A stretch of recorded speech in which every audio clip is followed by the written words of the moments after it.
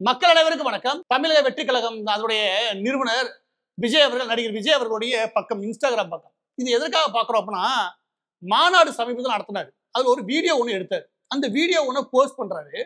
அது 2 நாளைக்கு முன்னே 3 நாளா செய்தி. என்ன செய்தி அப்படின்னா, இன்ஸ்டாகிராமில் அதிகமாக லைக் பண்ண வீடியோ இதுதான் இந்திய அளவில். அது ரொம்ப முக்கியமான விஷயம் என்ன அப்படின்னா, சர்வதேச ஃபுட்பால் பிளேயரான கிறிஸ்டியானோ ரொனால்டோ இருக்கா இல்லையா, அவரெல்லாம் ஏற்கனவே நெருங்கிட்டாரு அப்படின்னு ஏகப்பட்ட அளவுக்கு செய்தி. இந்த செய்தி போட்ட எல்லாத்துக்கும் மூளை இருக்கா இல்லையான்னு எனக்கு புரியவே இல்லை. ஏன் அப்படின்னா, போடுற செய்தி அவன் தான் அனுப்புறான். சரி, ஆமா, இங்க ஒரு நம்பர் இருக்குது, இன்னைக்கு தேதிக்கு இந்த வீடியோ எடுக்கிறது, இந்த தேதிக்கு சுமார் 16 லட்சம் லைக். அவன் சொல்லும் போது 6 அறிவு இருக்குல்ல, லாஜிக்கா யோசிக்கணும். இந்திய அளவில் கிடையாது, சர்வதேச அளவில் கிரிக்கெட்ல நம்பர் 1 இருக்கக்கூடிய விராட் கோலிக்கு அவரோட நல்ல போஸ்ட் ரொம்ப தேடி பிடிச்சி வச்சுக்கோங்க. அவரே முக்கி அதை தோறது கஷ்டம் வச்சுக்கோங்க. இதுல கிறிஸ்டியானோ ரொனால்டோன்றது சொல்லவே வேணாம். ஃபுட்பால் பிளேயர்ஸ் முக்கியமாக 100க்கும் மேற்பட்ட நாடுகள்ல நம்பர் 1 இடத்துல கூடிய நம்பர். அவரே அதை தொடுறாருன்னு வச்சுக்கோங்க. இந்த ஆளு எப்படி அங்கே தொடுறாருன்னு ஒரு லாஜிக்கா யோசிக்க வேணாமா? நீ வரல செய்தி அள்ளி போட்டு விடுற.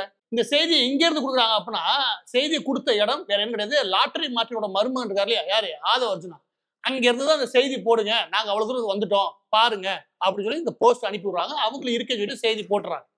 ஆனா ஒரு இன்வெஸ்டிகேட்டிவ் ஜேர்னலிசம்ன்றது உட்காந்து அதை ஆய்வு பண்ணும். இது நேர்மையானதா, நேர்மையான செய்தி தான் கொடுத்துருக்காங்க. அதை ஆய்வு பண்ணும்போது கிடைக்கக்கூடிய தகவல்கள் ரொம்ப அதிர்ச்சிகரமா இருக்குது. அதை தான் இன்னைக்கு நான் சொல்ல போறேன்.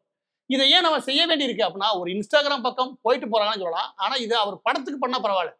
அரசியலுக்குள்ள வந்துட்டு தான் நேர்மையான அரசியல் செய்ய போறதா சொல்லிட்டு ஊர்ல இவ்வளவு பெரிய ஃப்ராட், இது ஏறக்குறைய ஒரு ஸ்கேம் வச்சிருக்கு, ஒரு பெரிய மோசடி வேலையை செஞ்சிருக்காரு.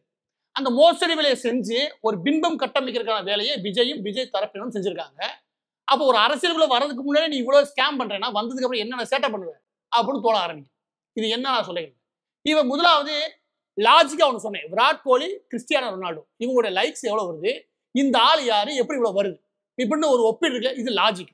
இந்த லாஜிக்ல அடுத்த லெவல்ல இந்த குறிப்பிட்ட அக்கௌண்ட் இருக்குல்லையா, இந்த அக்கௌண்ட்ல சமீபத்தில் இந்த அக்கௌண்ட்டுடைய ஆக்டிவிட்டி இருக்குல்ல, இந்த மாதிரி கூட நடிகர்களுடைய அக்கௌண்ட் ஒன்று இருக்குது. அந்த மாதிரி அக்கௌண்ட் எப்படியான ஆக்டிவிட்டி இருக்கு, அது 2வது சந்தேகத்தை அள்ளி தூக்கி போடுது. அது என்ன அப்படின்னா, பிரபலமான நடிகர்களுடைய விஷயங்கள் எடுத்து பார்த்தோம்னா, அந்த அக்கௌண்ட் எல்லாம் விட கடந்த 7 நாட்கள்ல அந்த போஸ்ட் போட்ட அப்புறம் இந்த அக்கௌண்ட்டுடைய ஃபாலோவர்ஸோட சதவீதம் அது 4392% வளர்ந்துருக்கு. இந்த வளர்ச்சி வேற எங்க நீங்க பார்க்கவே முடியாதுங்க. 20% வளர்ச்சி பார்க்கலாம், 30% வளர்ச்சி பார்க்கலாம், ஆனா 100% வளர்ச்சி பார்க்கலாம் வச்சுக்கோங்க. 4300% வளர்ச்சி எங்க கேள்விப்பட்டீங்களா? இது முதலாவது. இது எந்த விதத்திலுமே நேர்மையானது இல்லைன்றதுக்கு முதலாவது. இது வெறும் ஃபாலோவர்ஸ் மட்டும் கிடையாது, லைக்ஸ் பார்த்தீங்கன்னா 1000% அளவுக்கு கூடி இருக்கு. அதுக்கப்புறம் அதோட என்கேஜ்மெண்ட் ரேஷியோ இருக்குல்ல, அது ஏறக்குறைய 1013% கூடி இருக்கு. ஆவரேஜா கமெண்ட் பண்றாங்களே, அது 2843% கூடி இருக்கு. இது வேற எங்கேயுமே நீங்க பார்க்கவே முடியாது. இதுதான் எங்களுக்கு 2வது இடத்துல. விராட் கோலி, கிறிஸ்டியானோ ரொனால்டோ சொன்னது இல்லையா, அது லாஜிக். அதுக்கடுத்து நமக்கு அதுக்கு ஒரு ரீசன் தெரியும் இல்லையா, அந்த ரீசன் எடுத்து பார்த்தா நமக்கு ஆதாரம் முதலாவது இடத்துல இது கிடைக்குது. அப்ப இது எந்த அளவுக்கு உறுதிப்படுத்துறது?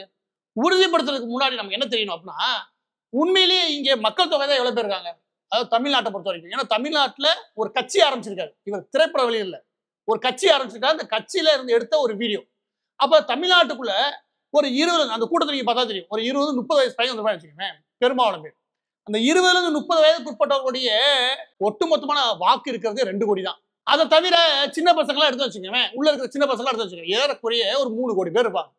இந்த 3 கோடி பேர் உள்ள இருக்கானன்றது முக்கியம். மக்கள் தொகையை அப்படியே அங்க இல்ல, உள்ள இருக்கான்றதுக்கு அடுத்த சதவீதம் சொல்லுது. இன்ஸ்டாகிராம் என்ன சொல்லுது அப்படின்னா, சும்மா 30% அளவிற்கு 20-35% இருக்காங்க வயசு, அவங்க எல்லாம் இருக்காங்க. ஆனா அதுக்கு மேல போக போக 45-54 வயசு 9% பேர் தான் இன்ஸ்டாகிராம்ல இருக்காங்க. அதுக்கு மேல போனா 3-2 அவ்வளவுதான். அப்ப யங்ஸ்டர்ஸோட கிரௌட், அதாவது இவ்வளவு பெரிய மக்கள் தொகை இருந்தாலுமே கூட அதுல 30% அளவிற்கு தான் அதுக்குள்ளே இருக்காங்க. அப்படி பார்த்தா அதுலயே முதலாவது லேயர்ல என்ன புரிஞ்சிடும் அப்படின்னா, ஏறக்குறைய 90 லட்சம் இல்லாட்டி 88 லட்சம் பேர் தமிழ்நாட்டுல இருந்து இருக்காங்க. அப்ப நீங்க ஒண்ணு சொல்லலாம், இல்ல தென்னிந்தியாவில எங்க விஜய்க்கு அதிகமான ஃபேன்ஸ் இருக்காங்க. அப்படி பார்த்தா கூட 1,20,00,000 தாண்டக்கான வாய்ப்பே கிடையாது. அவ்வளவுதான் இருக்குன்னு வச்சுக்கோங்க. ஆனா இந்த வீடியோவை பொறுத்த வரைக்கும் இது ஒரு அரசியல் கட்சி தொடங்கி இருக்காரு. அதுவும் ரொம்ப முக்கியம். அது சினிமாவுக்கான போஸ்ட் எதுவும் கிடையாது, முழுக்க முழுக்க ஒரு அரசியல் கட்சி தொடங்கி இருக்காரு, அதுக்கான போஸ்ட். இதுக்கு சுமார் 1,16,00,000 லைக் வருது அப்படின்னா அது அசாதாரணமான விஷயம். அதுக்குள்ள இன்னும் கொஞ்சம் தோண்ட ஆரம்பிக்கணும். அது தோண்டும் போதுதான் எங்களுக்கு என்ன தோணுச்சு அப்படின்னா, இது வரைக்கும் நம்மகிட்ட இருக்கக்கூடிய ஆதாரம், அதாவது 2000% அளவிற்கு இவருடைய அக்கௌண்ட்டை ரீச் பண்றவங்க, அதுல கமெண்ட் பண்றவங்க 2000% அளவுக்கு கூடி இருக்கு. இதெல்லாம் அப்நார்மல். அப்ப இது உண்மையிலே வெரிஃபை பண்றதுக்கு என்ன பண்ணணும்? ஒண்ணுமே இல்லைங்க. நேரா அவருடைய அந்த குறிப்பிட்ட போஸ்ட்ல போய் எவன் வேண்டா லைக் போட்டேன்னு தேடின்னு வச்சுங்க, அதை வெரிஃபை பண்ண வேற வழியே கிடையாது. சும்மா வேற கூட உட்காந்து அனலைஸ் பண்றீங்க. நிறைய அனலைஸ் ரிப்போர்ட்டை நாங்க வாங்கிட்டோம். நான் அந்த ரிப்போர்ட்டே வேணாம், நம்மளே அனலைஸ் பண்ணுவோமே. நீங்க என்ன பண்ணுங்க, இப்ப அவர் போட்டார்ல இன்ஸ்டாகிராம்ல ஒரு வீடியோ, அந்த வீடியோக்கு போங்க. அதுல லைக் இருக்கு இல்லையா, அதை கிளிக் பண்ணுங்க. இந்த மாதிரி ஒரு லிஸ்ட் வரும், சரியா? அந்த லிஸ்ட்ல யார் யாரெல்லாம் இந்த தமிழ்நாட்டை சேர்ந்தவன், யார் யாரா வெளி மாநிலத்தை சேர்ந்தவன் அப்படின்றது உங்களால் அந்த ப்ரொஃபைலை பார்த்தா தெரிஞ்சிடும். ஏங்க எல்லாருமே பார்க்க முடியும், பார்க்காதீங்க. ஒரு 100 பேரை பொழுது போயின்னு வச்சுக்கோங்க, உட்காந்து பாருங்க. முதல் 100 பேர் நீங்க யாருமே ஸ்கிப் பண்ணாதீங்க. நான் திரும்ப சொல்றேன், நீங்க உங்களுக்கு எதாவது பார்க்காதீங்க. அந்த ப்ரொஃபைலை விசிட் பண்ணி லைக்கை கிளிக் பண்ணி எவன் வேண்டாம் லைக் பண்ணான்னு பாரு. ஒவ்வொரு ப்ரொஃபைலையும் நீங்க விசிட் பண்ணுங்க. அதை விசிட் பண்ணீங்கன்னா ஒரு உண்மை தெரியும். 100ல 1% பேர் கூட தமிழ்நாட்டுக்காரங்க கிடையாது. இப்ப இதை பத்தி நான் ஆய்வுகள் நாங்க நேற்று நைட்ல இருந்து பண்ண முடியாது. அதுல இன்னைக்கு காலையில நாங்க ஃப்ரெஷ்ஷா எடுத்துருவோம்ல, அதற்கான ஸ்கிரீன்ஷாட் மட்டும் அப்படியே காட்டுறேன். அவன் எங்கெங்க வந்தான்ற நீங்களே பாருங்க. நாங்க எதுலையுமே ஸ்கிப் பண்ணல, எதையுமே ஓட்டி விடல. எங்களுக்கு ஏத்தாப்புல ஆளுல தேர்வு செய்ய முடியல. லைக்கை கிளிக் பண்ணோம். 1,14,00,000 இருக்கும்போது லைக்கை கிளிக் பண்ணோம். அதுல எவன் வேலை வந்தான்றத பார்த்தோம். அதுக்கு முன்னாடி 1,13,00,000 இருக்கும்போது லைக்கை கிளிக் பண்ணோம். அதுல எவன் வேலை வந்தான்னு பார்த்தோம். முதல் 100 பேர். அதுக்கடுத்து 1,12,00,000 ஆச்சுல, அப்ப கிளிக் பண்ணோம். இப்படி ஒவ்வொரு முறையும் கூடும் போதும் அது யார் அந்த முதல் 100 பேர்னு பார்த்தா, நீங்க நம்புங்க, ஏறக்குறை 2ல இருந்து 3 பேர் மட்டும் தான் தமிழ்நாட்டுக்காரன் இருக்கேன். அதுல எல்லா பேருமே வெளி மாநிலத்துக்காரங்க. அது அந்த வெளி மாநிலத்துக்காரன்றவன் எவன் இந்த வீடியோ பாருங்க. அது நீங்களும் தேடுங்க. அப்பதான் இந்த ஆள் எந்த அளவுக்கு திருட்டுத்தனம் பண்ணியான்னு புரியும்.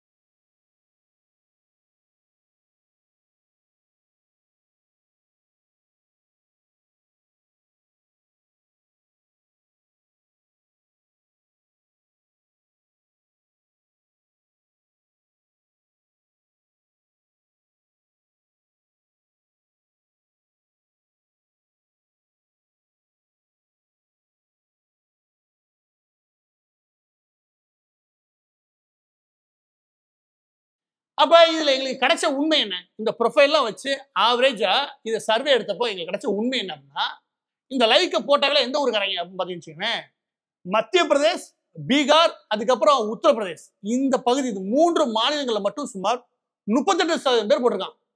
அதற்கு அடுத்து நான் வெளிநாட்டு ஆளெல்லாம் விட்டுருங்க, இந்தியாவில இருந்து போட்டவங்களுடைய சதவீதத்தை வச்சு மட்டும் பேசுறேன். இந்த 3 மாநிலங்கள் 38% பேர் போட்டிருக்கான். அவன் எவனுமே விஜய்னு எவனே தெரியாது. அவனுக்கு தமிழும் தெரியாது. தமிழ்நாட்டில் என்ன நடக்கிறதே தெரியாது. நீங்க எடுத்து மட்டும் பாருங்க, உங்களுக்கு புரிஞ்சிடும். 38% பேர் மத்திய பிரதேஷ், உத்தரப்பிரதேஷ், பீகார், இந்த 3 மாநிலங்கள். அதுக்கப்புறம் அஸ்ஸாம், வெஸ்ட் பெங்கால், சத்தீஸ்கர், இப்படி போகுதுன்னு வச்சுக்கோங்க. இந்த பகுதியில இருந்து பார்த்தா சுமார் 26% பேர் இருக்கான். அந்த 26% பேருக்கு இது யாருனே தெரியாது. இது என்ன நிகழ்ச்சினே தெரியாது. அவன் எதுக்காக லைக் போடான்னு அவனுக்கே தெரியாது. நீங்க ப்ரொஃபைல பார்த்தா தெரிஞ்சிடும். மீதம் இருக்கக்கூடியதுல எவ்வளவு வாங்கினாங்க பார்த்தா 18% அளவுக்கு மகாராஷ்டிரா, குஜராத் அப்படி மேல போகுது. ராஜஸ்தான், பஞ்சாப் வரையும் போச்சுங்க அந்த ஏரியா. அப்ப தமிழ்நாட்டுல இருந்து எவ்வளவு தாண்டா வாங்குனீங்க? 1.02%. 1.02%. அதுல எத்தனை போலியானு தெரியல. 1.02% மட்டும்தான் தமிழ்நாட்டுல இருந்து லைக் பண்ணுது. அப்ப லைக் போட்டுருக்காங்கல்ல அப்படின்னு வருவாங்க. அப்ப எதுக்குடா லைக் போட்டாங்க? இவன் யாரும் தெரியாது, இவன் என்ன புரட்சியை உருவாக்க போறேன்னு தெரியாது, தமிழ்நாட்டுல என்ன பிரச்சனைன்னு தெரியாது, இவன் என்னத்தை பேசி கிழிச்சான்னு தெரியாது, எதையுமே தெரியாது லைக் போட்டீங்க. வேற ஒண்ணும் இல்லைங்க.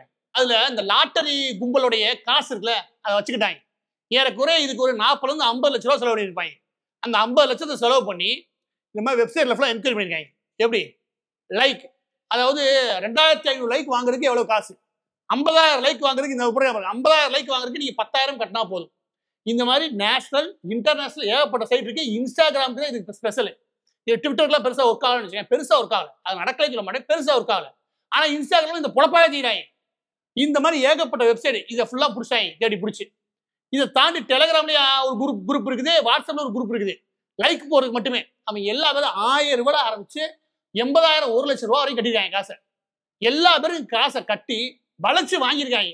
ஆனா வந்தது எல்லாமே என்னன்னா உத்தரப்பிரதேச, பீகார், மத்திய பிரதேஷ், இதை மெயின். அவன் வந்து லைக் போட்டுட்டு போயிட்டாங்க. அதெல்லாம் என்ன மாதிரி அக்கௌண்ட்னே எனக்கு தெரியவில்லை வச்சுக்கவேன். இது எல்லாம் லைக் பண்ணி முடிச்சதுக்கமே அதை எடுத்து கொண்டு போய் செய்திகள் கொடுத்து நியூஸா பரப்பி விடுது. இது என்ன மாதிரியான அரசியல் பொழப்பு நான் கேட்கிறேன். இது என்ன மாதிரியான ஒரு அரசியல்வாதிக்கான மைண்ட் செட்டு? அப்ப நீ எந்த அளவுக்கு வர்றதுக்கு முன்னாடியே மக்களை ஏமாற்ற முயற்சி பண்ற? இது மோசடி. இந்த மோசடிக்கு உன் மேல வழக்கே பதிவு செய்யலாம். என்ன கேட்டா நான் முதலமைச்சர் உட்காந்து வச்சுக்கவேன், முதல்ல உன் மேல வழக்கு பதிவு செய்வேன். இது மோசடிட. மக்களை ஒரு விஷயத்த பொய்யா பரப்பி மோசடி வேலையை செய்யற. உன்ட காசு இருக்குன்றக்காண்டி மக்கள்கிட்ட இருந்து காசை பறிக்கிறது மட்டும் மோசடி கிடையாதா? நீ என்ன பண்ற, மக்கள்கிட்ட ஒரு போலியான விஷயத்தை பரப்ப முயற்சி பண்ற, உன்னுடைய காசை பயன்படுத்தி. எனவே இதுல என்ன புரிஞ்சுக்க முடியுது அப்படின்னா, விஜய் ஒரு மோசடி பேர்வழி அப்படின்றத அப்பட்டமா இதுல இருந்து தெரிய முடியுது. இப்ப பதிவோட இறுதி பகுதிக்கு வருவோம். மாரிதாஸ் சொன்னா பொய், எங்க தலைவருக்கு உலகம் ஃபுல்லா ஃபேன்ஸ் இருக்காங்க அப்படின்னு ஒரு பைத்தியம் பிடிச்ச மாதிரி ஒரு கும்பல் ஓடியாருன்னு வச்சுக்கோங்க. அந்த கும்பல் எல்லாத்தையும் சொல்றேன், உனக்கு நேர்மை கொஞ்சமாவது மனசுல ஈரம் ஏதாவது இருக்குன்னு வச்சுக்கோவேன். உன் தலைவர் இருக்கான் பாரு விஜய்னு ஒரு ஆளு, அந்த ஆள் ஒரு போஸ்ட் போட்டார்ல, அதுக்கு இன்சைட்ஸ் ஒன்று இருக்கும் இன்ஸ்டாகிராம்லேயே. அது யார் யார் பார்த்தாங்க, எங்க இருந்து பார்த்தாங்க, எந்தெந்த ஸ்டேட்ல இருந்து பார்த்தாங்க, எந்தெந்த கண்ட்ரில இருந்து பார்த்தாங்க, எவ்வளவு பேர் எங்க இருந்து லைக் போட்டாங்க, அது முழு ரிப்போர்ட்டை வெளியிட சொல்றா. நான் இந்த வீடியோலடா மன்னிப்பு கேட்டு நான் வீடியோ போடுறேன்.